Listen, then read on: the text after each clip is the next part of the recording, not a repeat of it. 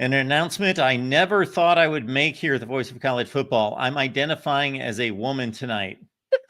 Oh, this is gone to an extreme here. Appreciate you being here at the Voice of College Football for the ladies of college football. Yes, I could have gone with a wig, maybe. I should have at least shaved or something, but this is about as good as we're going to do.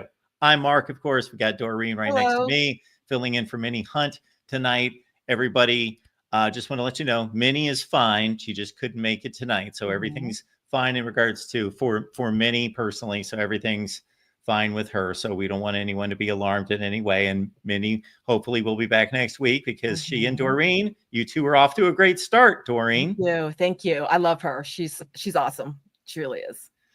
So we've got the link in the chat. So if you'd like to join us for our, I'm just going to have to like lay out every time and leave a blank there every time I'm about to say the name of the show tonight, because I just can't bring myself to say the name of the show with me hosting tonight. I just can't do it, Doreen. I'm sorry. Well, the ladies, welcome to the ladies of college football with one gentleman tonight, right there. All right.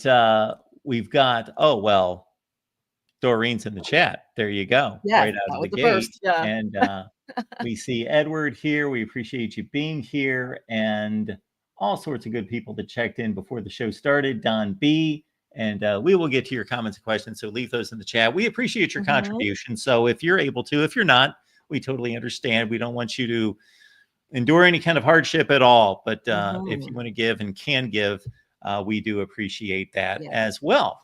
But Doreen, you have been quite the producer tonight in bringing forth this lineup. I've not seen anything like this since my days at ESPN. Wow. In regards to a That's awesome. rundown for the show. Wow. Why don't you start? Because you are the pro. You are the pro. I'm going to defer to you. So what do you want to start with? Well, I know Penn State fans would like Drew Aller to play like a pro this year. They're expecting him to take leaps and bounds. Really good quarterback, but not the best in the big games and in the big spots. I know that you're mentioning here in the rundown an interview he had in working with Jim Knowles. And this is a topic that we took on the Ohio State show maybe 6 weeks ago that I thought was really interesting to hear Jim Knowles talk about his transition to Penn State. And because now he has experience with and knowledge of both rosters and game planning, that he could go to not just the Penn State defense and game plan against the Ohio State offense and the players that are left over from the championship team last year, but he could also go to like a Drew Aller and say, I game planned against you. And he said, I was pretty brutally honest with some things that, hey, we knew who you were going to here. We could pick up on your tendencies and you may need to clean this up and clean that up. So Jim Knowles is kind of a undercover spy of sorts this season. Yes, he is, because I listened to Drew Aller's interview with the Big Ten media, and he talked about how he practices with Jim Knowles, and Jim Knowles sat down with him and told him what our defense did against him. And so he's actually going through that right now with him in all his practices. So he thought, I just thought Drew Aller, in my mind, he looked like he had grown up a lot. He does not look like the kid that started there. And it's a little scary, but he always, he talked about how he was a hometown person. Like when he went to Ohio Stadium, it was like coming home. But of course he's a big Cleveland Browns fan.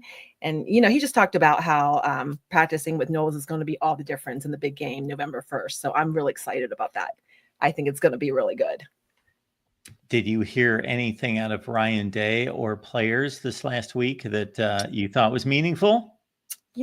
I think like Caleb Downs talking about Jeremiah Smith, how they, they're talking up each other. And I just thought that was really, I think when people like them who are celebrities, so to speak, can actually play together and not try to get the spotlight from each other. I think that's a lot. I think that is the culture of Ohio State. I mean, I don't know how you feel about that, but I do. As they're talking about each other, Caleb Downs was saying, I go up against the best every day. And I think that's great. Yeah. So we also, you have noted here, and this is something I run across almost every day on social media somewhere. And if I ever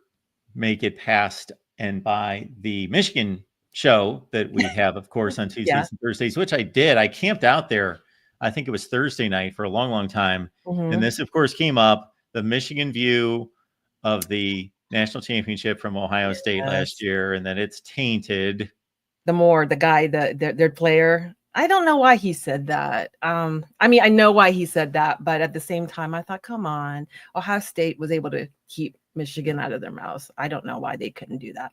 I was a little disappointed in that because, I didn't see Ohio State saying, well, our rivals, they did beat us, but we went to the Natty and we won't have an asterisk on it. You know what I mean? So it's just like going back and forth. I don't know. I have enough Michigan friends. I feel like neither side needs to be bashing the other, but I understand that's the culture. It's a rivalry.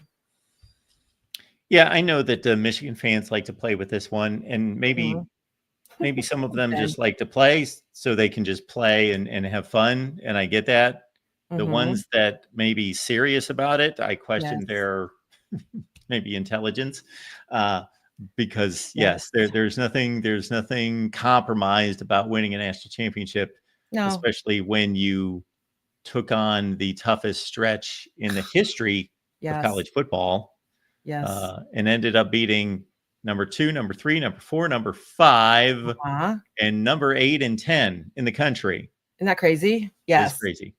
And I know they don't. I understand. And to be fair, I talk to my husband and my daughter, and they say, they're happy about the Natty, but at the same time, it does hurt a little bit not winning the big rivalry game. As much as we say, I mean, I was listening to Juck on Bucks this weekend. He said, he would rather us lose 5 and get a Natty every single time, and he'd do it till the day he died.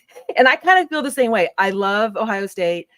A Natty feels so much better than winning the Michigan game, but at the same time, I want to win the Michigan game. So it's kind of like you kind of play mind games with yourself. But if it was like, okay, you can only win one, which one will it be? It's always going to be the Natty for me. I don't know about you, Mark, but that's how I feel. And well, I'm trying to remember back to you telling your story, the first episode a few weeks ago. So from what I remember, you became an Ohio State fan when you attended Ohio State. So this was early 1990s? Yes. Well, 90. Yes. I think 90. Yes. Because I started at Bowling Green. I was Go Falcons. Then I met my husband. Then I stayed in Columbus. Sometimes you got to do that. I did. And I'm glad I did. I've been married almost 35 years in September. So yeah, it was worth it. So beating Michigan is in your blood too, because you can't be an Ohio State fan for any length of time, but especially for 30 plus years and not. It's the most important game of the year, but things have changed in college football.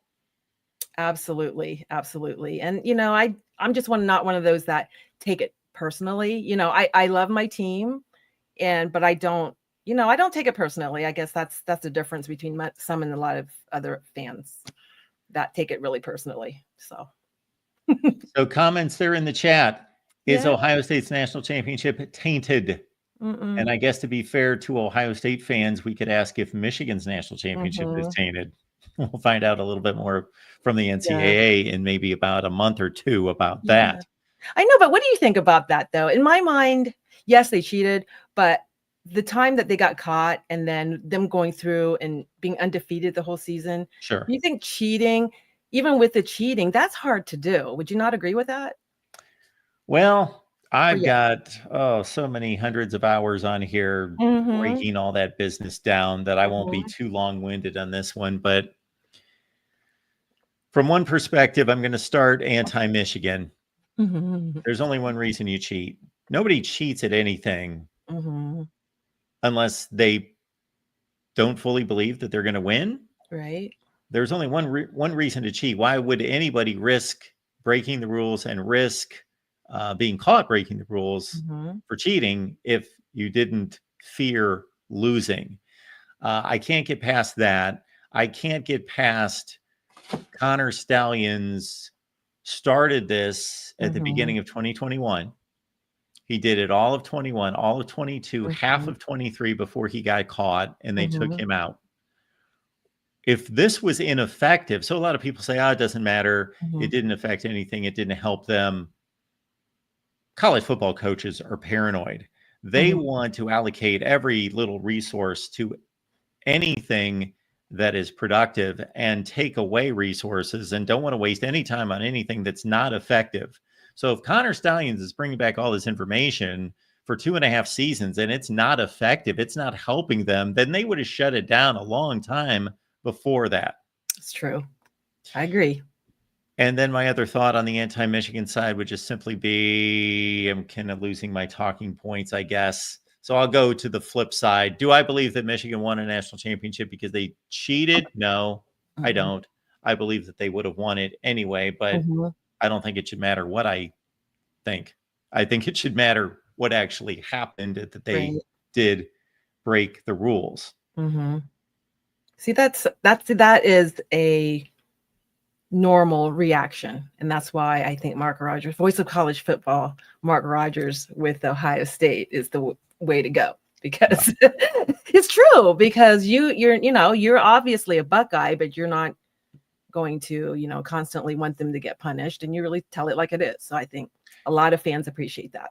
Whatever the truth is, that's what I want to find out. I just want to know the truth and want justice to be served, whether that's going to help Michigan, hurt Michigan, or Ohio State. I would rather have justice and truth win out over my own personal rooting interests by far. Right. And then the other thing that's going to come back, hopefully, from the NCAA is how many people knew about it. Was Stallions a rogue contributor on this, or how many people actually knew what was going on, and how high throughout the coaching ranks did this go? So that's going to tell me a lot as well. Yes. I know Sharon Moore. That's the only thing. I think them having Sharon Moore there, and he's a good coach, no one's going to deny that, but it's going to be interesting. It's what the NCAA will say, but I guess that will come. Do you think is this supposed to really come at the end of August? I don't remember the last time I heard what the timing on it was supposed to be. So I hope so. But anyway, so yeah, that's good. So I'm sure when it breaks, I'm sure you will have an immediate reaction. Are you going to do that? I will. Good. Good. And then have TJ on there with you and John. I will be glad that it's over one way or the other. Me too. I will be glad of that. I am definitely. Let's get it in the past.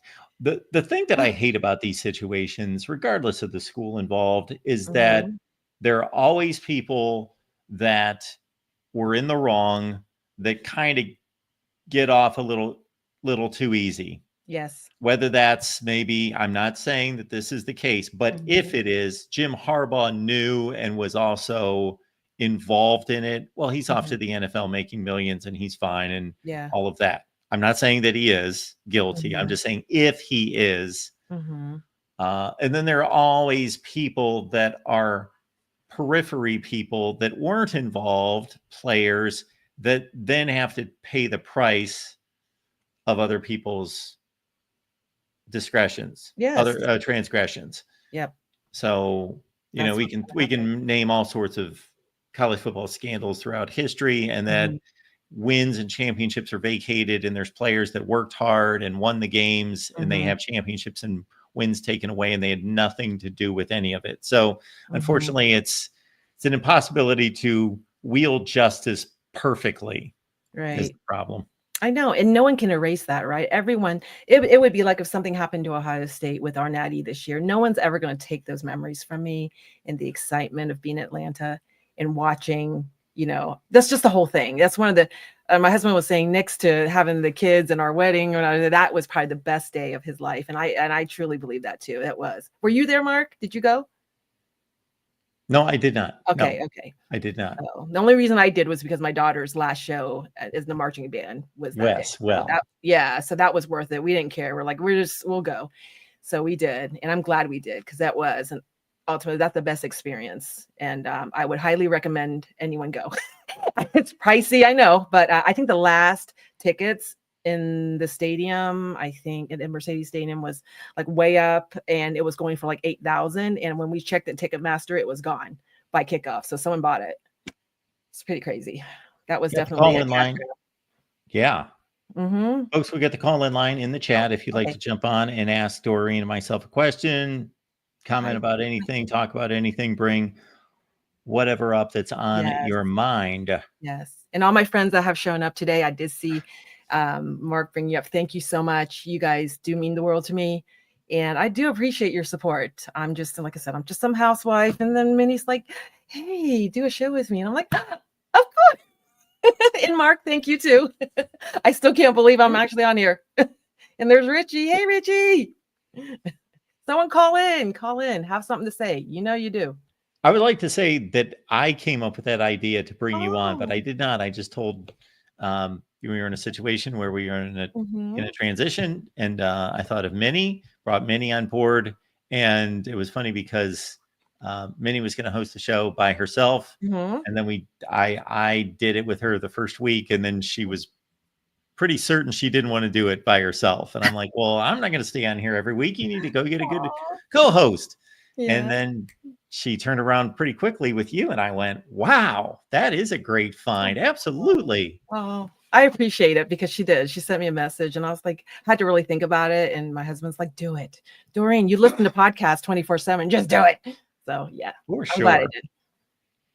Thank you, Jackson. The Amazon links in the description section of this video and all the videos. And here's the deal, folks. When you shop on Amazon, if you use this link, you send the Voice of College Football, depending on the product, like 3, 4, 5%, something like that. So why send all the money to Amazon? You can send it to us. And also keep in mind, it doesn't cost you a penny in any such way. And everything that you do with your Amazon account is completely unchanged, does not change anything for you.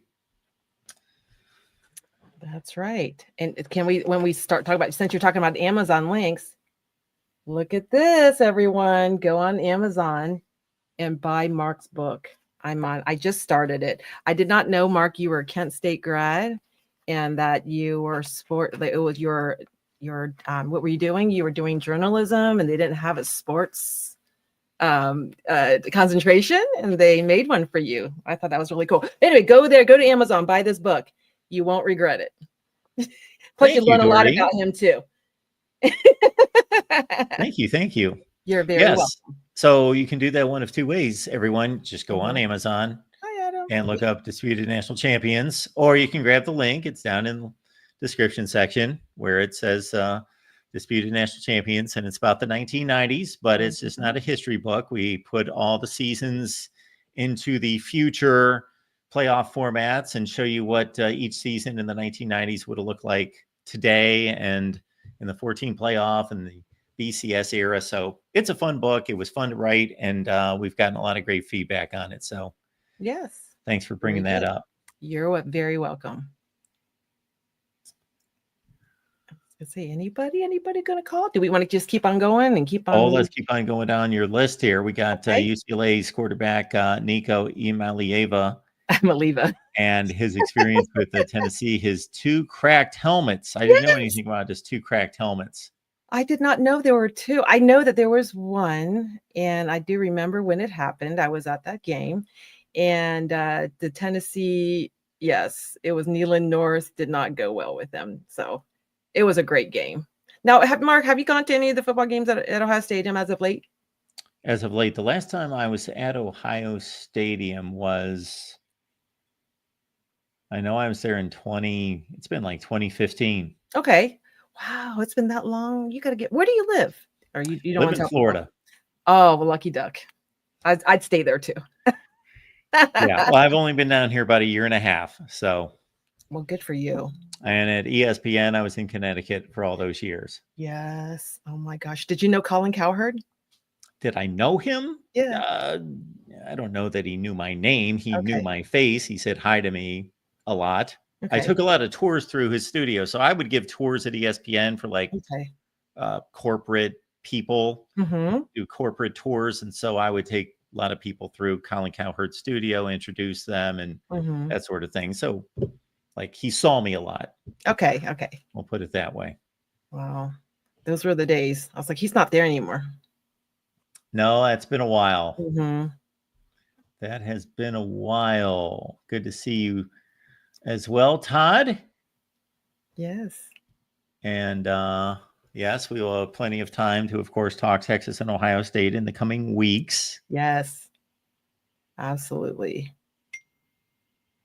Tony Petiti's conference opening. Oh, yes, that's right. That's what it is. Here we go. He really got it, didn't he? I don't know. People were like, I think people were more concerned. I was listening to, like I said, I listened to podcasts a lot. I was listening to Buckeye Huddle and Tony Gerdeman and Tom Moore. They were talking about how, they were talking about the NIL, because during that time, I think that's what happened with the Trump order. And so people are just kind of not knowing what to do. I do feel sorry for the universities right now. I don't know. What's your thoughts on that, Mark? I mean, I'm sorry, talking about the rules, like the NIL stuff, like they don't know what the rules are. I mean, it keeps on changing. They go from one to another, Yeah, well, of course, there's this initiative by executive order at this point, but that doesn't necessarily do anything on its own from the federal government level, but they're going to try to enact legislation. What, the main thrust of that is to try to keep collegiate athletics somewhat spared from becoming professional. And I'm all for that. Right. But is that going to happen though? I mean, we're almost NFL junior, don't you think? I mean, it's really close. Yeah. And I don't like it. Me neither. I don't like it. And, well, we're not going to keep the players from being paid because there's already a revenue split going their way and NIL. But I think what this is going to, if it's successful, what it's going to keep in line is the necessity to be a student, the necessity to have an amateur status and not have a union involved and not be considered an employee. So it's going to make some kind of slim separation of the two. Because I think we all do need to understand that while we focus on the elites of the elites and the very best teams and most of their players, and those guys are making a ton in NIL and will make a ton in the NFL, that we've got 135 or 36 college football teams at the FBS level, and that's over 100 players on a roster. That's like 1,400 players. That's more than that. That'd be 10 players a team. There's like 14,000 players. So those guys, by and large, need to get an education and need to focus on being students, because otherwise they may see more money, some of them, as college football players through NIL than they're going to see in their chosen field and career going forward, but it's not going to be enough to sustain them. So they better still be focused on, most of these guys still have to be students. Right.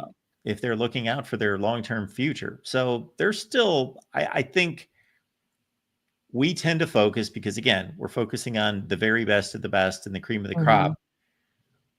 It seems professional to us, but 90% of these guys are still needing to be student athletes. They have no other choice, or they should be taking advantage of their time as a college football player to get an education. Yes, absolutely. Because they're really one injury away, right? I mean, nothing will stop them from doing that. So they're one injury away, and they're not all going to make in the NFL. That's just not the way it's going to work. We would love to have them all there. So, but that's not going to happen. But you know what? I'm one of the few that don't like us paying millions to high school students. But I think they haven't proven anything in the collegiate level. I mean, someone can be a 5-star or 4-star in their high school, and they're good. I know they're good, but why are they going to get paid over someone that's already been proven a great player at, let's say, Ohio State, and they're going to bring someone in for how much millions when they're just coming out of high school? I mean, maybe you can give me a better insight on that. I'm just trying to wrap my mind around is why we would do that. Why any school would pay money to a high school athlete over a proven college athlete. Yes. Or they're just bringing them in, and I know we've lost some, and people are blaming, Ross Bjork, and I'm just not one of them. So, but I know a lot of our fan base not happy with Ross Bjork, thinking that we're not giving them, that we're not giving the right amount of money to these 5-star players that end up going to Oregon or going to Michigan or whatever.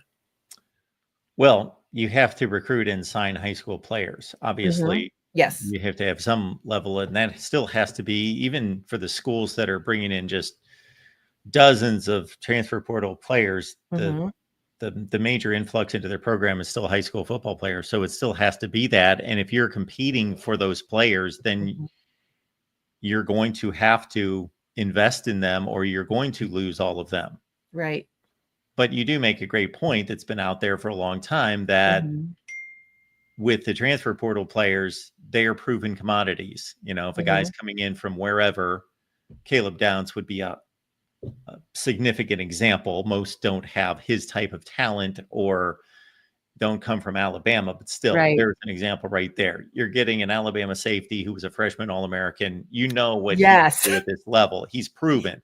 He's worth it. Yes. 5-star safety at such and such high school in the middle of Texas.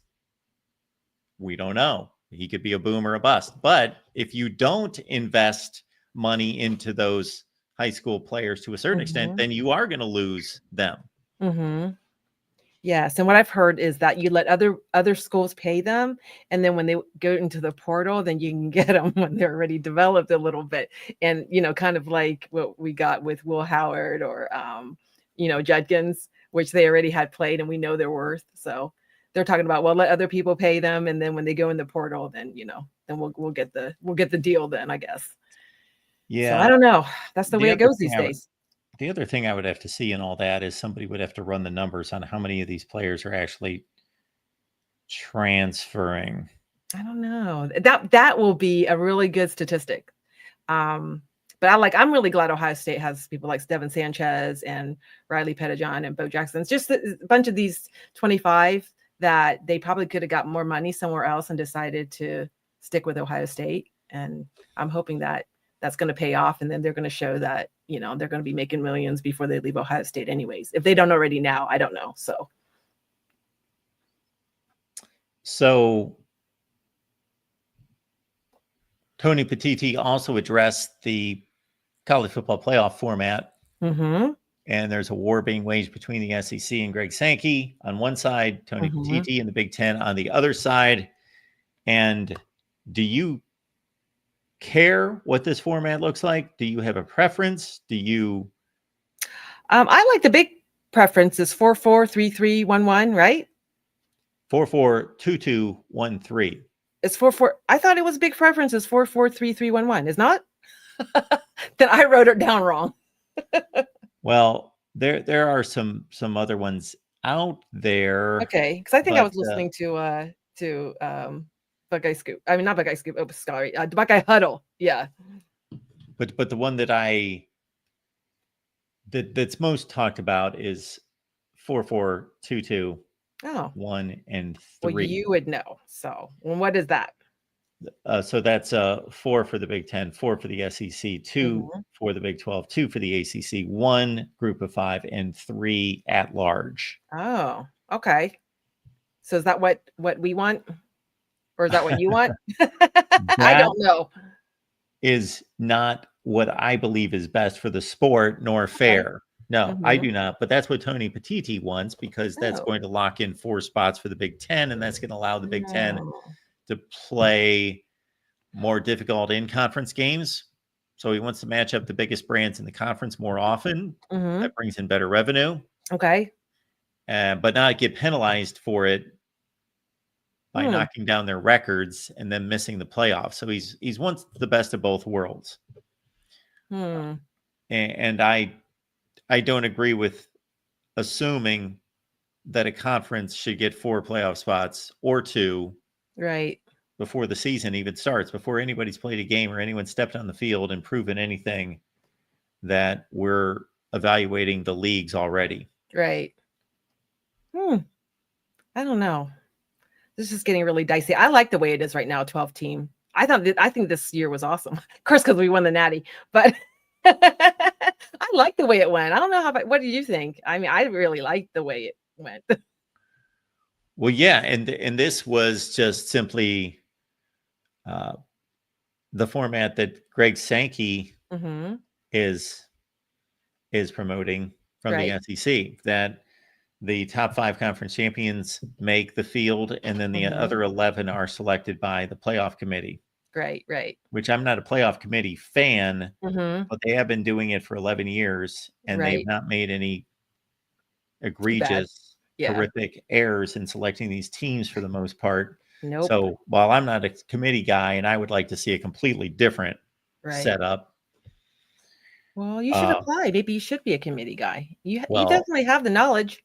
I certainly have the live streams and the videos out there showing how I would do this. And they've been out there for years and years and years. And so I think the best way to attack the playoff problem is everyone's focused on how many teams should be in the playoff. How should we seed them? How many from each conference? Should anybody have any buys? All of it's focused on the playoff, and I get that. But before that can be dealt with effectively, we need to deal with scheduling first. Right. I think that needs to be addressed first. Equitable scheduling. Yeah, that'd be hard though. It is hard because everyone thinks is a good team. I don't know. Everyone's like, I guess everyone's mad at Indiana because they decided not to play a certain team. Is that right? This week or last week? I think they were mad at them for something about them dropping one of the teams that they were supposed to play in the upcoming years because they don't want a hard schedule. Yes. So Signetti, right? Signetti, yeah. Well, the game that they dropped, the series with Virginia. So they opted out of 2 games with Virginia. They paid Virginia off $500,000. But as I understand it, they're going to make back that money anyway, because instead of having 1 home game, 1 road game with Virginia, they'll just line up with 2 cupcakes. Right. Both of those years, and they'll get the gate. And that'll be significantly more than $500,000. What I think is funny about it is if you don't think that you can beat Virginia, then what are you concerned about making the playoffs for? I know. I thought, well, if you believe your team is good, you want them to have good teams, right? I guess unlike us that has Texas the first game. I mean, you really don't want that, but I guess I'll take that versus, like a cupcake team, I guess. But I don't know. I just couldn't believe it. People were so mad. Like Sagnetti, they were just talking about him. I thought that was funny. Let me take a look here. We were talking about Illinois. I guess Illinois. I'm trying to take a look here at the quarterback breaking out. I don't know much about. I'll be honest. I don't know much about a lot of these teams in our own Big Ten, but I know that Nebraska, Dylan Raiola has a lot to say. A lot of people have a lot to say about him. But I listened to his interview. I think he did a great job. I think he's grown a lot. He's going to be a true sophomore, I believe. And he talked about how he was at Ohio State and they're trying to get him to say anything about Ohio State. He said nothing but nice things. So I was very proud. And I know Minnie loves him too. So she's a big Raiola fan. She is. Just look out. I can only imagine when he actually does something that how excited she's going to be at that point. Yes, because Dylan Raiola, I guess Minnie was saying when she was at the Big Ten, because Minnie Hunt was at the Big Ten Media Day for the Voice of College Football. And she was in a room with all these people in the media. And when they put up Matt Rule, like they introduced Matt Rule, she applauded. And she wasn't supposed to. Everyone kind of looked at her and I thought, oh, Minnie, they love you. I'm sure. And now Matt Rule knows her name. He knows Minnie Hunt now. That's a good way to do it. So I said, that's a good way. So if I'm in a room and they say Ryan Day and I'll start clapping, then he'll know my name is Doreen. So maybe I'll do that. Yeah, I did not think to coach Minnie on that before she left. It did not cross my mind. I went over a lot of other things, but I didn't think, okay, could she possibly applaud Matt Rule? She Didn't cross my did, mind. I would and have she said told he her, smiled, and, yeah, I would was have like, I told could her, see Minnie do that. you don't do that, Minnie. Not when you've got a badge on you that says voice of college football. Don't do that to me. That's But that's all funny. right. That is quite all right. I love it though. She's probably so cute. Everyone just, she said someone recognized her because I watched, Minnie Hunt has her own um, channel. It's called The Corn Nation. And I don't know who is her co-host, Mark. I don't know who her co-host is. I You too. don't You know probably their do. last names. I know she's on there with Greg on Thursday Okay. and somebody else on Monday. Maybe they Okay. mix it up. I've seen a few different people, so Yes. I And she's can't so really. good. And I thought it was 2 hours. It was right after her Big Ten media day. And or finish of it. And she went on with her co-host, and it was 2 hours. I really encourage you to check it out, Coronation. And it's so funny. And I laugh so hard now. If you want some, I know she told Mark, but she said along the lines was she was in her room and she was doing video.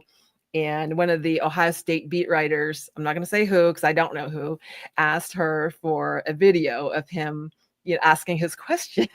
And she said he was kind of rude to her, I guess, during the week. But then when he needed something from her, he was like, asking her to do this. So she goes, oh, yeah, no problem. And I think she sent him a video, but it was the wrong one. Wink, wink. It was, I thought that was funny. I was like, Minnie, you go, girl. But that was kind of funny, I thought. Because, yeah, I'm sure the beat writers, I'm sure you know a lot of them, Mark, and they're not all as sweet as you, right? You know that. I was like, I can't see you as a mean beat writer. No, There have been a few, I know. not So really I've my heard. thing. Oh, No, well, good. I'm glad. I never considered any of that. I took my job seriously, but Mm-hmm. never the end of the world. Everything would be Oh. fine. Everything could work out Mm-hmm. just fine. So we Yes. didn't have to be too nasty about anything. Oh, Robert, thank Robert, you.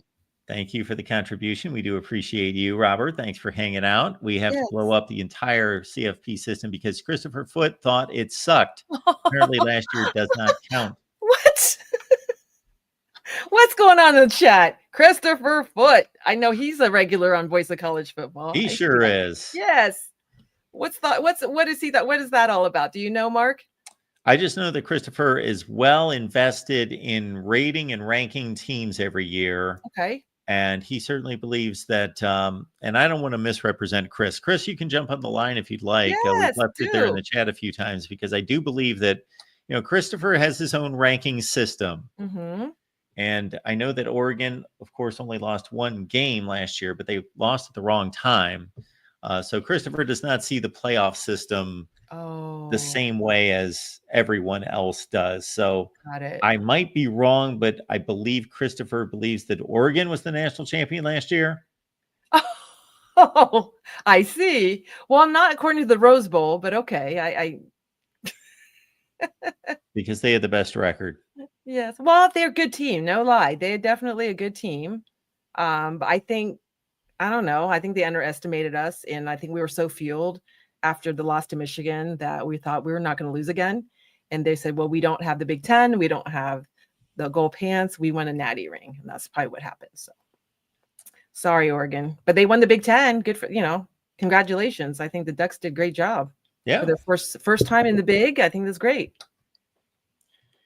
So JMOSU, thank you so much for the contribution. Thank you, Letting everyone Jam. know to please hit the like button. Yes, she's one of my besties on X, and Okay. we always talk. We talk stuff. We like. I said this before in our first show. We have opposing views on politics and it's a lot of things, but we are both Christian, and we both can talk politely to each other, and we have our back and forth. And I've learned a lot from Jam, so thank you so much. And hopefully you've learned a little from me. I don't know, but I think that's the way America should be. I said we should be running it because we can, listen to each other and, we can each have our own views and not dislike each other as humans. And I think that's great. And that's what we should do. Yes, I would hope that would be the case more often. Yes, Jam is awesome. She's a graduate from Ohio State. And I think you played softball, like the lacrosse. I know one of those. You used to see her picture there from years ago. And so she's an athlete from Ohio State and also a Buckeye alum. You may wonder, folks, why it's such a big deal to hit the like button, because until I got into this YouTube game, I just figured, what does that really do? It just shows the host that, hey, a bunch of people hit the like button. They like you. Strokes their ego. No, it makes no difference to me. I don't even look to see how many people hit the like button, but it is important. This is why it's important, because the YouTube algorithm checks out, let's say, if 1,000 people watch the video and 0 like it, they determine that, well, people didn't like this video, versus if 1,000 people watched it and like 200 liked it, well, then they send it out into the algorithm, into traffic, and give it more opportunity to be watched by other people. So please hit the like button and subscribe, of course. We do have more super chats, so hey, thank Don. you, Don B. Don B is a great friend. He, I met him through Menace to Sports, and we listened to Menace to Pound Town. We're definitely Zach Smith and in company friends. So Don B is a good dude. Pound Town, is that like the Browns? Yes. Okay. Zach Smith has one at 9 a.m. It's Menace to Pound Town. He does it with Pat Cahill. Have you met Pat Cahill? I know that you know Chris Drew. Well, he's the other guy on there. Okay, so I've seen him on there. I just didn't know his name or what his deal was. Yes, Pat Cahill. He's from New Jersey, and I call him my other Dublin son. It's because I call Chris Drew my Dublin son, and Pat, and I cleared it with Pat's family. I've met his parents. They said, yes, you can call him your Dublin son. So so I love them. Many sources, and I know you've interviewed Zach and you've interviewed Chris. So maybe sometime you should interview Pat. He knows all things Cleveland. He grew up in New Jersey, but his dad was a diehard Cleveland fan because that's where his family's from. So maybe sometimes you can get him on your show. He's really cool. Nice. All right. This is our buddy Adam chiming in here. Mark, it's Adam. In your view, what team or teams will surprise us and make the playoff? Also, do you think Garrett Nussmeier can have a breakout year, or will he become the next Drew Aller? Okay. Somebody asked me a similar question the other day about what are the most unlikely teams that could make the playoffs that obviously have a shot. We're not saying, Northwestern is going to make the playoffs, but somebody that's got a shot, but they're still a serious dark horse. And I threw out Florida, I threw out Texas A&M, Auburn, USC. Those are the first ones that come to mind in terms of teams that I think have a long shot, but have the talent to compete for a college football playoff. Now, when it comes to Garrett Nussmeier, I don't know what a breakout season is. I guess he didn't have one last year. He had a decent year. He threw for 4,000 yards and 28 touchdowns, something like that, 29. Is he going to have a breakout year? I think he's going to be slightly better than he was this year. I do not think that Garrett Nussmeier is going to be one of the very elite quarterbacks at the very top, but he's going to be one of the 10 or 15 best this season, about where Drew Aller is. Adam. I think Drew's going to be good. I know a lot of people poo-poo him, but I do. He's an Ohio kid. If we don't get to the top, I really do hope he does. So here, you have that on record. That's me saying that. There you heard it, everyone. Tree Dog. And he's a Michigan guy. See, I said go blue only for them. I only say that for them. Here's another one. Blue Wolverine. Yay! My buddy. Yes. Thank you for that, Blue Wolverine. Appreciate your support. He's a great dude. My growing a beard. You don't want to hear the backstory of me because that'll probably end here soon. But let's just say somebody suggested it, highly suggested it, wanted it. So, but it may or may not happen now. You don't like it? I'll say, look, it looks nice. Don't care for it. Somebody out there wanted long hair and a beard. So long hair and a beard, Mark Rogers. Are you going to do that? Is that your next phase? Well, I had a fiance about 12 or 13 years ago, and she wanted long hair and a beard. and she just wanted tons of facial hair and me to grow my hair until she said stop, and it drove me crazy. But I did it for like a couple of years. That's the longest my hair ever was.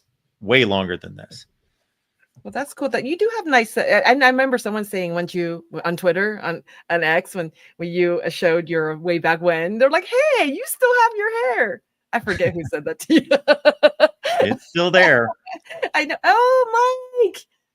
Mark, good to see you, Mike. Your gang.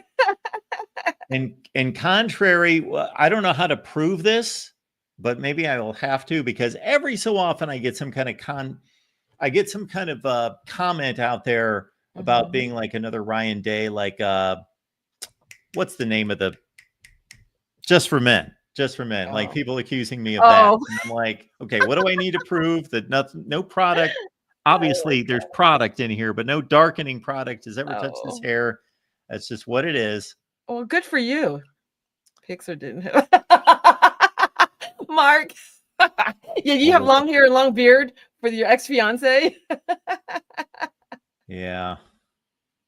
That's what that's funny. That's what it was.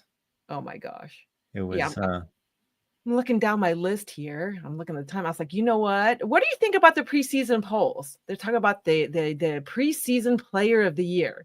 They have Jeremiah Smith, Drew Aller, Singleton, Moore, Gronowski, Altmaier, and Imaliva. I am Maliva. I'm gonna butcher his name. You can work on that one. I'll send you. What do you think about that? Iamalieva. I know. I just say Imaliva because of Tennessee. I'm bad. Okay, so what do I think about those guys? So that is a list that came from where? From Wikipedia. Wikipedia. Oh, that came from Wikipedia? You know that big Wikipedia thing? You know how the big thing, they have like the Penn State, Ohio State, Oregon, Illinois, and Michigan. Those are the top 5, they think. That's Wikipedia. Yes.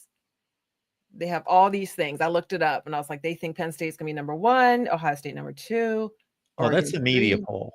Yeah. And the same thing with the preseason players. Yes, that's a media poll taken from, I think, the Indianapolis Star.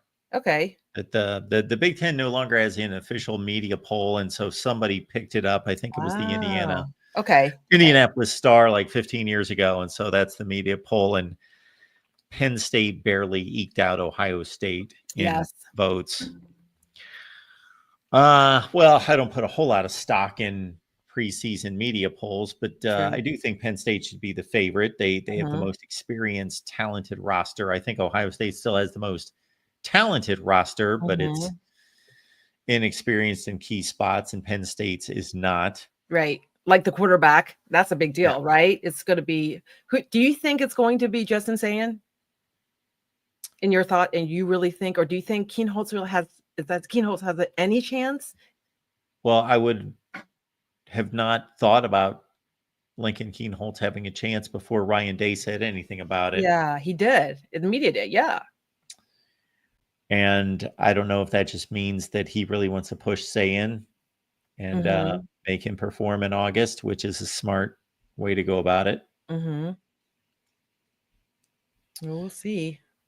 I would think that they would make a decision if it's truly close. Then they'll make the decision whenever they see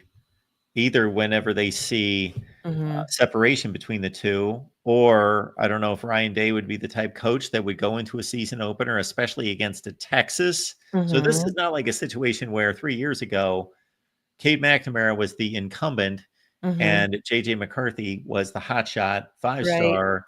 And Jim Harbaugh basically said, well, we got 3 cupcakes, although he didn't say that, of course. But we got 3 cupcakes at the beginning of the year, so we're going to play them both. Just whoever wins the competition wins the competition. Well, Ohio State does not have that luxury. So I don't know if Ryan Day would be the type coach that would say, even in a game of that magnitude, I'm going to play both of them because I've not been able to make a decision, and I want to see them under fire. Oh, that would be it. That would be crazy, but I could. Oh man, could you imagine what the media would do if he does that? Though, my gosh, it's been done in the past. Actually, the last time they played Texas in the shoe in 2005. Okay, eventually Troy Smith was the guy. And of course, he won the Okay. Heisman the next year, and it had a great 2005. But a lot of people don't remember that Is it Beckman? Was it it was Beckman? Justin Zwick. Zwick. And Oh, yeah. he Okay. was the starting quarterback for that game. And Troy Smith, and they both played. They did? Oh my gosh. I don't remember that. But yeah, I guess I'll have a report though, because I'm going to the practice August 2nd. I'm gonna be there. So we'll see. Hopefully I'll be able to see them like play. That's coming up this weekend. The open practices. Yes. At the Woody. So I will be there. Nice. It'll be Saturday. I was there last year. I loved it. Oh my gosh. Donovan Jackson? Yeah, he got hurt, but he was the star. I remember seeing him practice, and out of all the people, he was a beast. So it was really nice. It was really nice to be. I met Ryan Day that day too. So yeah, I love it. I love being a fan. I do. You're good at it too. Well, thank you. It's all over your sleeves. It's like you wear your emotions on your sleeve, and that's awesome. And it's definitely on my sleeve. Did you see that? It's Script Ohio with the trombone. Amazing. Because my daughter, well, she's done now, and she was a trombonist, so I put that, and also the peach for the natty for it being in Atlanta. So I do love tattoos, but they're always where they can be, so I can cover them. Not that you need to cover them, but you know what I mean. I have them on me, and I love every single one of them. Very cool. Adam, thank you for being here. Adam coming back with another super chat. Thank you for that. And when Adam is not commenting on Drew Aller or maybe who's going to win the national championship, he has at times gone the relationship route. So we'll see what he's got here for us. Mark, relationships, especially marriage, are what cause men to develop high blood pressure, high cholesterol, increased risk of stroke, and early death. I don't know what studies Adam's looking at. Actually, the studies I hear all the time are that all the married people live longer and all the single people die off early. So I don't know who to believe. Mark, yes. I would say I'm glad I'm married. I'm not that, I got married at 21. So I'll be honest, I wasn't single very long, but it's been a joy. So if you find your person, it is worth it, just to let you know. Well, I will say I found a person, but they only turned out to be that one for 12 years. So we're looking for another person. Well, that's okay, Mark. God never makes mistakes, right? And that's that. Right. That's my segue. Mark has a Bible channel, right? It's you tell me what it is, because I just look it up. It's word by word. Well, I will just say it this way, Doreen. Yes. I was out taking a walk a couple of years ago, and I just believed that the Lord told me to start a Bible channel, and that the most important thing would be to just read the Bible for people that don't want to read the Bible, don't know how to pronounce names in it, whatever their hang up, or just would rather listen to it. Then we would start there. And then if I have anything else to say about it, bring my perspective, I obviously would. But first and foremost, we would just read the Bible and read it from start to finish all the way through. And that's what I was led to do. And so that's what we've been doing. So I'm glad that you introduced me to it. I've been a believer for a while, and I actually went through the entire Bible with the Bible app through the Word. When I used to work in Upper Arlington, I was the deputy clerk of court there for a few years, and I would drive. It's about 25 minutes from where I live. So I would drive back and forth, and I started in Genesis and ended with Revelation. And the last day I just cried. I was like, my husband's like, I came up to him and was like, what's wrong? I was like, I finished the Bible. It was so glorious. So I just want wherever you are in your life, that it's never too late. So but anyway, I finished it about a year and a half ago, and I'm back to the beginning through Mark's channel, Genesis 1. I started with him, and so I really highly encourage. They're short. It's not long videos at all. And I know Mark doesn't usually talk about it much with it because, he's a sports guy, but I do highly recommend anyone that's even interested, even if you're not a believer or someone just interested in the Bible, to check it out, because I think it's worth it. So there. Well, thank you, Doreen. I appreciate that. You're And very yeah, welcome. I do keep it separate. When I first launched it, I talked about it for maybe a couple days just to let people Mhm. know that it was there. So I left the link there in the chat if you have any interest. And we'll get back to college football, but just wanted to let Yes. you know that I am no scholar. I'm not a theologian. I'm not a pastor or a preacher. I just read and talk. It's almost like this, except more important. No, it is exactly that. And I love it. So, and I highly encourage you to do it. And I think Don B had a super chat that Oh, you had okay. up. We will get back to that one. We've got Okay. Adam with Oh, Mark, my girlfriend wants to have a kid. I am nervous about that. What should I do? Adoption or what? Are you talking about a child, an actual baby, a Yeah. kid? Why do you have to put that in quotes? It's a child. Quotes are not needed, Adam. You're smarter than that. Is it like your baby? Are you going to adopt? Are you going to foster? What is it? Adam, I have 2 children. So I'm a father twice, and it is the greatest thing in the world. I love my kids. Anybody that tells you that it's a pain, it's a bother, it's a That's drain, not. it's a this or that, no, not if you raise them right. And you're not going to raise them perfectly, because I've made many mistakes, but by the grace of God, where I fell short, he took over, and my kids are amazing. They are the greatest gift I've received in this life. I agree. All right, man, we're jumping all over the place. We've That's gone to, great. That's what we do. yes. That's what we So do. I do want to make sure that we don't miss this other super Yeah. chat. Where'd it go? Because Don liked my shirt. My shirt came from Travion Henderson when he and Keen Holtz and a bunch of other players when they wore it to their practices. And if you look in the back, so I got it just to support them. And so I appreciate that, Don. Yes. I wear my, I wear my belief on me. And Jesus has done a lot for my life. So thank you, Don. For sure. For Mhm. sure. A lot of interesting comments out there. What they got? Hopefully all good. Well, I Moose is can't just I telling can't Adam to wear see. a condom. Moose! So there you go. Dude. Yeah. Well, if he doesn't want a kid, yes. Thank you, Moose. Thanks for supporting, letting everyone know. Yes, Yes. the book's there. Here it is.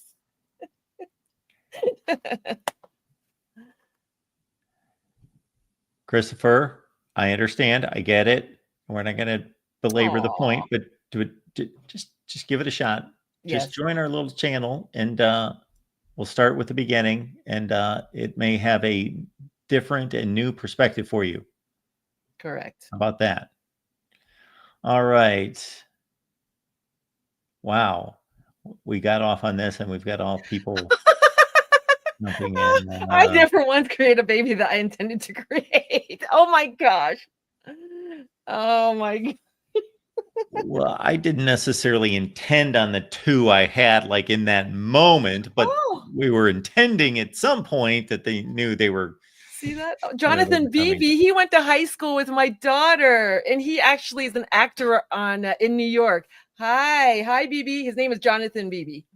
He went to Dublin Jerome High School, 2017.